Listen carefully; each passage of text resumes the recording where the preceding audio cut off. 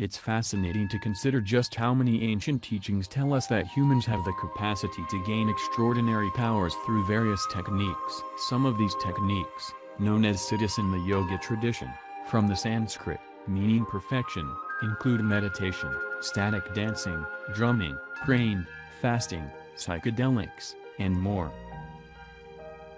In Buddhism, for example, the existence of advanced powers is readily acknowledged. In fact, Buddha expected his disciples to be able to attain these abilities, but also to not become distracted by them. Donald Lopez Jr., a professor of Buddhist and Tibetan studies at the University of Michigan, describes the many abilities ascribed to Buddha. With this enlightenment, he was believed to possess all manner of supernormal powers, including full knowledge of each of his own past lives and those of other beings, the ability to know others' thoughts, the ability to create doubles of himself, the ability to rise into the air and simultaneously shoot fire and water from his body. Although he passed into nirvana at the age of 81, he could have lived for an eon or until the end of the eon if only he had been asked to do so. Again, there are numerous historical anecdotes of people with, as the Institute of Noetic Sciences calls them, extended human capacities. Since this article is focused on Buddhist monks, here is another example from the lore as written by Swami Rama in Living with the Himalayan Masters. I had never before seen a man who could sit still without blinking his eyelids for 8 to 10 hours, but this adept was very unusual. He levitated 2.5 feet during his meditations. We measured this with a string, which was later measured by a foot rule. I would like to make it clear, though, as I have already told you, that I don't consider levitation to be a spiritual practice. It is an advanced practice of pranayama with application of bands, locks. One who knows about the relationship between mass and weight understands that it is possible to levitate, but only after long practice. He, also, had the power to transform matter into different forms, like changing a rock into a sugar cube. One after another the next morning he did many such things. He told me to touch the sand, and the grains of sand turned into almonds and cashews. I had heard of this science before and knew its basic principles, but I had hardly believed such stories. I did not explore this field, but I am fully acquainted with the governing laws of science.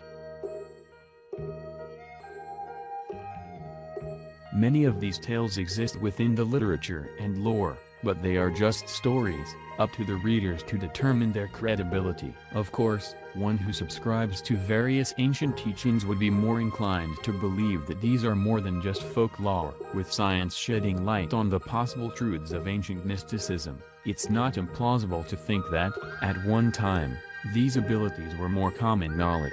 Today, there have been a number of studies within the realms of parapsychology that have yielded statistically significant results, especially when examining the findings that have come from quantum physics. This is why Max Planck, the theoretical physicist who originated quantum theory, stated that he regards consciousness as fundamental and matter as derivative from consciousness. He also wrote that we cannot get behind consciousness and that everything that we talk about, everything that we regard as existing postulates consciousness, and the Dalai Lama has supported this viewpoint.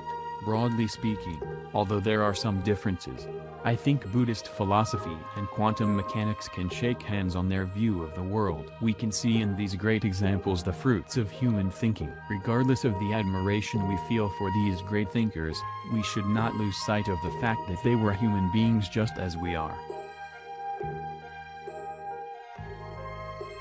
R.C.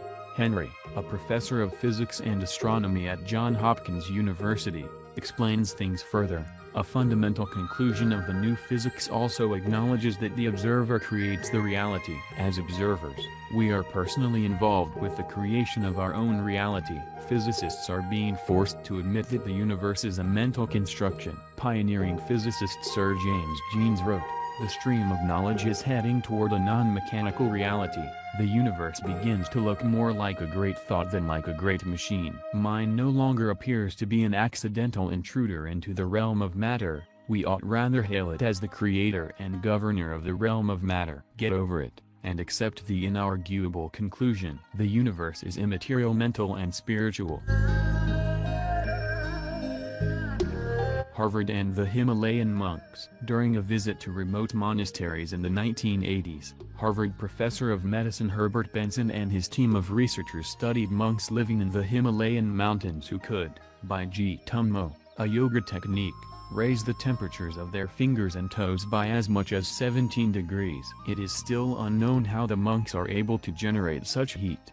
And it doesn't stop there. The researchers also studied advanced meditators in Sikkim, India, where they were astonished to find that these monks could lower their metabolism by 64%.